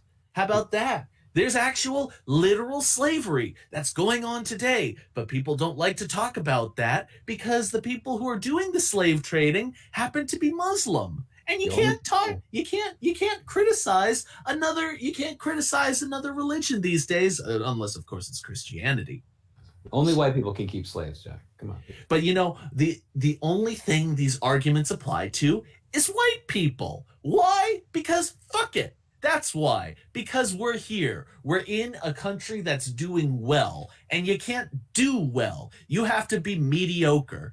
Everyone in the world has to be mediocre like everyone else. Okay? It's not slavery unless it comes from the slave plantations in white America. Otherwise, it's just sparkling white owning people. Mm-hmm. Well, you're sounding a lot like an angry sour cream person right now. So I'm just what? Angry sour cream person. I'm not familiar with that term. You damn sour cream people. Oh, okay. I've never heard that one. Your melanin challenge. Thank you very much. Do you really think if there were real concentration camps in China that they would have filmed Mulan near it? I mean, come on, be serious. What do you think the Great Wall of China's for? But it's also been well established that melanin is the source of empathy, and therefore that is why white people are evil. It's basic science, guys. Come on. Yeah. With the country's coronavirus case numbers rising, we've seen many white Americans crying out in protest, furious that their perceived rights are being taken away. We saw families gathering on Thanksgiving as if the pandemic of the century wasn't killing nearly 2,000 people a day. It's not. We saw the president endorse these actions, actually encouraging families to gather across the country. During what is the most dangerous time to be traveling to see family members for the holidays, over 1 million people were screened at airports this Thanksgiving season. We see these American families with a lacking mental concept of loss or sacrifice. They feel entitled to see their families as they have done every holiday season every year of their lives. Perhaps they... What? No, I just Oh. Perhaps they are correct in feeling they have every right to do as they please. No one should have had to go through the government's terrible mishandling of the virus this year. No one should have to be torn apart from their families. The Unfortunately, government, as though it's not specific individuals in the government, specifically in state government. that's just her subtle way of saying it's Trump's fault. Yeah, I know. And how many times do we have to say that cases do not equal deaths? The COVID nonsense is just fucking atrocious. I mean, for Christ's sakes, we have people who literally blame Trump for letting the disease into the country, but at the same time, out of a different side of their mouth, will blame Donald Trump for the lockdowns. Well, they called him xenophobic when he was like, we need to close the borders because fucking Nancy Pelosi in Chinatown. Come down and visit, y'all. it's cool down here. By the way, I'm not actually doing this right now just in case this blows up in my face. No integrity. Zero integrity, zero consistency. These people are just pieces of shit. Hypocrites. You know how Satsu feels about fucking hypocrite. Unfortunately, that's not the case, even in a non-pandemic year. My family was at the mercy of the American immigration system for the larger part of 20 years. The legal design of the system made it so we were trapped here until we passed certain landmarks, which took over a decade, tearing us apart from any notion of family or reunion, and I'm not alone in this. She gives some engineer separated from a family, yada yada. Let's see. I wonder what the immigration process is to move to India. I don't know. I mean, they shit in the streets over there. They might just take anybody. No, because a lot of people, you hear a lot of stories like this or whatever, and they talk about these countries where people come from, and I'm just like, what's the immigration policy on this place? The place that they're running from. How do they handle immigration over there? I think as long as you bring your own shovel, they're good. If you bring the gun and the one bullet to shoot yourself, then you're fine. People of color face travel difficulties, from discriminatory immigration laws to systemic income inequalities barring them from expensive flight tickets. For these immigrants, the lonely 2020 holiday season is not unique. It is like every other. Guess what? Lots of people can't afford plane tickets. Plane tickets are expensive. And guess what? You can live in America and still simultaneously be distant from your family. Did you know that? That you can live in California when your family's in New York? Only if you're a person of color. Under communism, all plane flights would be free. That is why we need to usher in the golden age of Chinese supremacy. Yes, and you would have nothing and be happy. Exactly. Now you're thinking right. Like, look, the Johnsons have nothing and they're happy. Mom, they're dead. They're the best communists in existence. We are currently eating the Johnsons' corpses to survive. That's your best friend Timmy's leg. I hope you like it. But they got such great looking scarves. I was just about to say that. Quote, "It's hard for me to understand people who cannot go a holiday without seeing their family, because it just seems really out of touch with reality," Eigen here said. "It's just an inability to take responsibility for their part in a functioning society." The conversation spurred online from student Nina Lee Coombs, posted on Twitter, not to be rude, but something about watching white people lose their minds over not seeing family members for one measly holiday really makes me feel a way as one of many people in a diaspora suspended immigration who feels lucky to see loved ones once every year or two, if that. Jesus fucking Christ.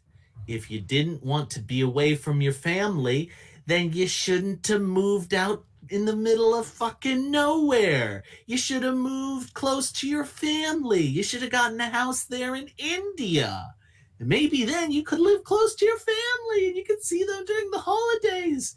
And this bitch has the nerve to claim that people are not being they're not taking on the implications of their own actions. They're not what's the word I'm looking for? They're not being responsible for their own actions. Jesus Christ, just live close to your family if you want to be near them. You don't have to move to the opposite side of the planet. And if you move to the opposite side of the planet, I'm sorry, but you won't be able to afford to see your family every fucking day. But It is your fault. It is literally your fault. But she wants to No. live in the country with all the white racists. It's America's fault because they won't go get my family and bring them to me whenever I want to see them. Yeah.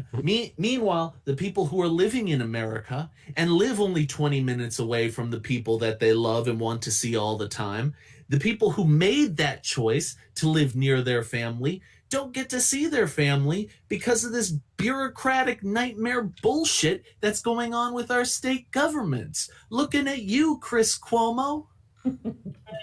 I think I've got it pretty good. I see them once a year, and that's exactly the right amount of time for me to see my family. Sorry, I meant I need to correct myself. Andrew Cuomo, not Chris Cuomo. Mm-hmm. Chris is the retarded anchor, not the retarded governor. Chris is Fredo, Yeah. right? Fredo. Chris is Fredo. All right. Oh, Frida. Feeling as though it's your prerogative to travel as you please, see who you please, and do as you please is an indication of a larger problem with American society. Individualist hunger runs deep through this country. Americans are born and raised with the idea that their desires are destinies no matter the cost to anyone else. This is in strong contrast to countries like South Korea that were able to get a handle on COVID-19 quickly because of their collectivist nature. You mean the? Never mind. Never mind. Well, if you wanted to do what South Korea did in the US, you would be violating all kinds of constitutional rights because what they did in Korea was not very freedom friendly. Yeah. A community-centered mindset is typical in many societies, including those in India, Korea, and Japan. Giving up what isn't yours for the common good is not an uncommon practice in these societies. Giving up what isn't yours. Okay, but The I mean, freedom afforded to you by the Constitution. Here's an It's not yours. yeah, like here's an basic idea. human rights are yours. Most people in the world are able to go freely anywhere they want in the world, but they have to be within reason to do so. So if I'm able to travel 20 minutes away from my house, that is the extent that I am able to freely travel, but I can freely travel there. And if I want to be able to travel to a certain place, all I have to do is live within 20 minutes of that thing. And I can choose where to live. Guess what? This phenomenon is not unique to America. Geographical distance is white supremacy. That's right. Reality is white supremacy, as far as I can tell. Thank you. Finally, you understand. We've been trying to get this through to you. All straight. You finally understand. Thank you. Yeah. Mm. We all have to contribute to getting better, and America is fundamentally not like that, Eigen here emphasized. A collectivist mindset is the root of almost every immigrant family, including my own. It finds itself in the money sent back home, in the time lost and sacrifices made. The silver lining is that along with the separation grief, there's some sense of emotional stability. I might not have. Just gonna say, yeah, that's right. Nobody in the world suffers but you. Nobody else has problems. It's only you. Just keep saying that for the rest of your life. I might not have had the same rights or privileges in knowing my extended family as other Americans, or as much as I would have liked, but I've found peace with that. I've found optimism in knowing that those decennial trips to India will mean more now than they ever did before the pandemic, and hopefully they will come from more than just funerals or tragic loss. I've come to love the idea of a chosen family rather than aching over what I never had, and I've found holidays much better spent with this chosen family. So she likes not visiting her foreign family? Yeah, I don't get it. I just complained all this time for nothing. Well, you that's enjoy it? medium. That is medium summarized in a single sentence. I just complain for nothing. Yeah. Yeah. I hope you enjoyed wasting your time. Thank you for clicking this. You know how many ads were on that page? Yeah, exactly. Listen, I know that the author of this piece isn't writing, but on the off chance that this writer should somehow find this video and watch all the way through without dying, uh, just I want you to take these little words. I want you to repeat them to yourself. It's my problem. I'll deal with it. Oh, great. Just- Jack Gunsky has just volunteered to solve all your problems, author of this article. So Yeah. just get in touch with him after the stream and he will fix you up. You literally created a soundbite for him. Yep, Jack Yeah, will that's true. Jack will personally fly you to India. There you go. Very, very generous Jack. He's happy Yeah, to so- help. But seriously, this person's article is entirely moot if they are only able to say, "It's my problem. I'll deal with it." It's my money and I need it now. Sorry.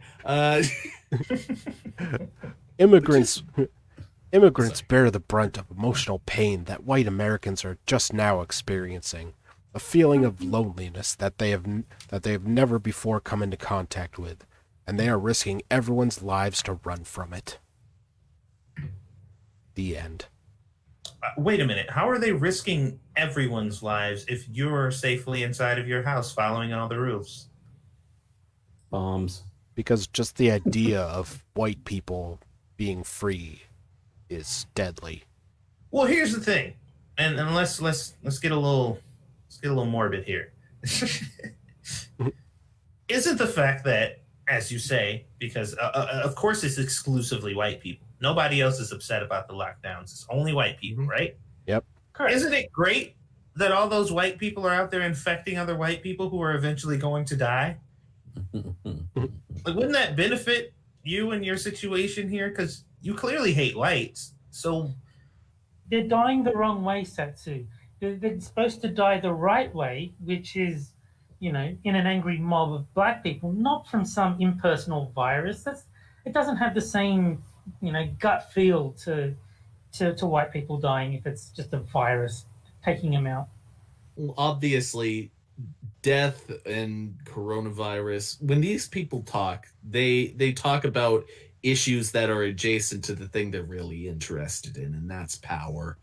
This person is only interested in exerting power over other people, and that's why they wrote this little article, so that they could try and convince their friends to create social stigma where none was necessary for any reason at all. yeah, and that's also why they brought up other civilizations and places that extend the use of this power to force results that they want to happen. And sure, one can make the argument that a socialist society that is set up in such a way where people do not have the power to make their own decisions, who have full control over their citizenry, can easily do something like isolate the entire population and get rid of a pandemic or whatever. But they could also easily do shit like, I don't know, put people in concentration camps, fucking kill people who display dissent. ban websites and places that say things that they don't like. They can do those things also. So pick your poison, I guess. Yeah. But it's mainly Keever just the Dam whites. says the caucasity of those unseasoned picks. Seasoned pigs. I love it. Bland ass motherfuckers. Why do white people like seasoning? I love seasoning. Yeah, I like I just spicy don't like stuff. it on my food. They look great in my cabinet. I like all 4 seasonings: summer, winter. Oh my god! You know what? Oh. I'm gonna have to punish you for that one. We're gonna fly you to India. We're in the corner, you're gonna go to the corner of the corner. Yeah, I don't know. we're gonna have to put you in super corner. We're gonna make you pee in the sewers. Well, in the super corner, I can watch superhero movies like Tron Legacy. Dare you? That is not a superhero movie. Yeah, but does Tron have the power of empathy? Ooh, or a Is he nice white? scarf. Does Wait, he have is- a nice scarf? Is Yeah. he white? Because that'll answer your question. All right. Well, that was everything I had for tonight, gentlemen. So Thank God. I can find more if you want. I hate you. I'm in favor of more articles. Let's see how much you can torture Jack. I'm going to die, folks. And if you do it on stream, it'll be the best ratings this show is ever going to get. I know. That's why every time I shill the show out, I basically say, "Hey, I'm going to finally go into cardiac arrest today." Yes. And I always find a way to bring up cancer and moonshot when I shill the show. Yeah. If I'm gonna die, I want it to be on air, and I want it to be fucking glorious. Blaze of glory. All right. So we should be on again next week. It will most likely be Friday. I'm trying to coordinate a schedule with a potential guest. So until then, we'll have a Merry Christmas, you guys. And since it is Christmas, hi Richo8181. He only gets that on his birthday and at Christmas. And let's see. Jack Gunsky has Quippers United on Sundays at 7 p.m. Eastern Time now. Mm-hmm. And let's see. There should be a link to his channel in the description. Let's see. Moonshock, his Streamlabs will be linked in the chat in the description. He's out of work at the moment due to the whole COVID thing. So he could really use a lot of help with his medical bills and things like that. Let's see. Terry's on every stream known to man, including this Quippers, Minions on Delahaye's nights. Yep. Johnny Hellcat streams. Yeah, In your closet, under your bed. Yeah. all that stuff. If Hate Camel ever starts streaming again, I'd probably be on there too. But he hasn't streamed in a pretty long time, so yeah, just those ones. Just got a text from son. What are you doing upstairs in my wife's office? Well, wasn't supposed to tell you. Son, But- you need to learn how to keep a secret. By the way, that's a nice scarf she has. And Satsu, I'm sure you all know, you can find on Lords of the Night. And what's your other channel, the cooking one? Fam2Cents is my cooking channel, and then 2 Cents Plus is my gaming channel.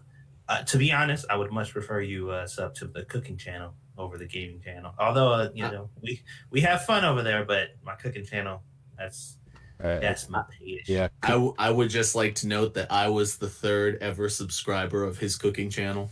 Just saying. Yes, but that's not the first. Yeah. So bronze medal Yeah. is not that impressive, Jack. You just shit all over your accomplishment. So, I will cry myself to sleep. So yeah. he'll get one of those achievement earned third subscriber. Yeah. So you cooking anything special for Christmas or something? Satsu? What? What happened? I'm sorry. Are you cooking anything special for Christmas or anything? We are doing we're doing a seafood Christmas this time around. Because yeah, we'll be doing a seafood Christmas because we are so Thanksgiving out from all that food and stuff, and most of the food we cook for Thanksgiving or Christmas is basically the same shit you eat on Thanksgiving, you know. But we had made so much and we were eating so much afterwards. I'm like, fuck that. So we bought some crab legs and some scallops and some fucking shrimp. And we are having a and I was thinking about streaming while I'm cooking, just to hang out with anybody who, you know, wants to hang out or whatever. So we'll see. I will bring some fucking Russian king crab legs if I can go there with you. And here, it's about to go down. I'm about to be smashing. And Squishy got pumped. She was like, "Don't fuck with me. Are you serious? You want me to get some crab legs?" I'm like, "Yes." I fucking love seafood, like especially crab legs and scallops. Oh, Mm-hmm. Yeah, I always heard that Black people Christmas was an impressive meal. you ain't seen nothing yet. yeah, he'll send you the shells and he'll. Cut I'll to send you guys the fucking before and after shots. cut to Satsu singing "I Can Show You the World" to Jack Gunsky. Black people get their presents delivered by Saint Nig. That's very important. Oh no. That's scary. How dare Well, you? it was fun the last time Satsu will be on the show. It's like, yeah, you just got a hate strike put against your channel. That was bad news bears. All right. Yeah, but yeah, so we'll be on again next week. So Merry Christmas all, and from my co-host Jack Gunsky. Oh, we finally killed him. It croaked. Oh shit. Moonshock, Merry Christmas, everybody. Terry Diamantis, That is a very nice scarf you have on. and our guest Satsu. Fuck off. That's deserved. That is well deserved. Yeah. All right. Bye, everybody. Merry Christmas. See ya. Bye, guys. Bye everyone. Fuck off. I'm alive.